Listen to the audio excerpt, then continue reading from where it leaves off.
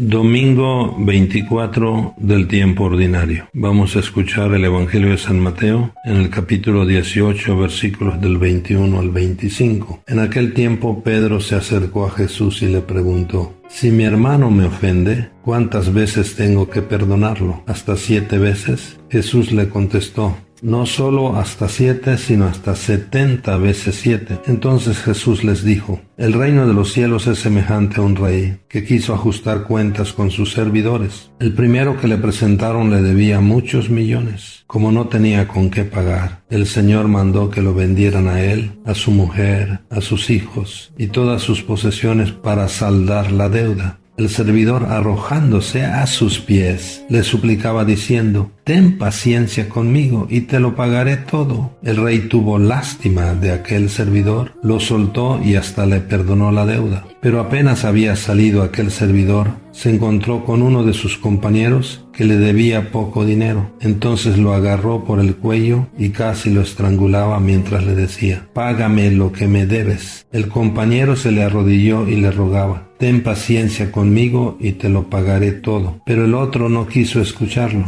sino que fue y lo metió en la cárcel hasta que le pagara la deuda. Al ver lo ocurrido, sus compañeros se llenaron de indignación y fueron a contar al rey lo sucedido. Entonces el Señor lo llamó y le dijo: siervo malvado, te perdoné toda aquella deuda porque me lo suplicaste. ¿No debías tú también haber tenido compasión de tu compañero como yo tuve compasión de ti? Y el Señor, encolerizado, lo entregó a los verdugos para que no lo soltaran hasta que pagara lo que debía. Pues lo mismo hará mi Padre Celestial con ustedes si cada cual no perdona de corazón a su hermano. Palabra del Señor. Mis queridos hermanos, San Mateo sigue desarrollando el tema del amor y la fraternidad, que son como el alma de la comunidad, de la vida de la Iglesia, y pone San Mateo de relieve un aspecto particular y de máxima importancia para todo cristiano: el perdón fraterno. Perdonar de corazón, como nos pide el Señor, no es fácil. Pedro le pregunta a Jesús: ¿cuántas veces tengo que perdonar a mi hermano? Y el mismo Pedro en otra pregunta se da una respuesta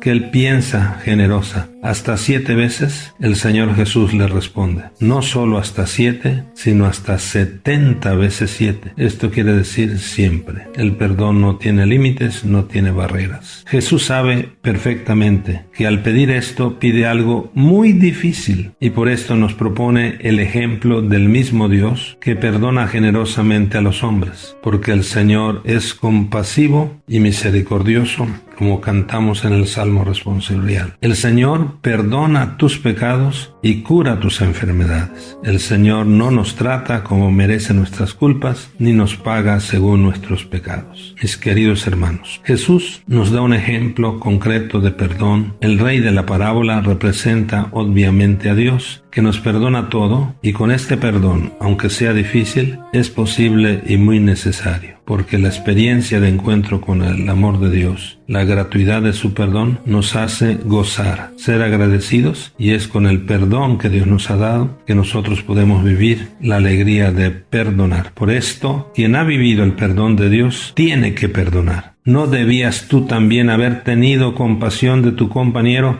como yo tuve compasión de ti? ¿A cuántos de nosotros nos podría decir el Señor esto hoy? Mis queridos hermanos, la Iglesia, nuestra Iglesia, la Iglesia de Jesús, es una Iglesia de perdonados, que debemos convertirnos a su vez en perdonadores. ¿Quién de nosotros no ha fallado? ¿Quién de nosotros no necesita el perdón? Jesús nos ha enseñado a orar pidiendo el perdón y comprometiéndonos con el perdón. Esta oración del Padre Nuestro, donde nos invita a ser felices viviendo la misericordia. Quien goza el perdón de Dios, mis hermanos, vive la alegría de perdonar al hermano. Saquemos el rencor que envenena nuestros corazones y metamos la misericordia que nos libera y fraterniza y nos hace parecidos a nuestro Padre Dios. Ojalá que nunca escuchemos la voz del Rey como en esta parábola: siervo malvado, porque ¿quién es el malvado? El que no perdona, el que no es agradecido con la misericordia de Dios. Entonces perdonemos de corazón al hermano. ¿Qué significa para ti y para mí perdonar de corazón al hermano? Solamente se puede perdonar de corazón desde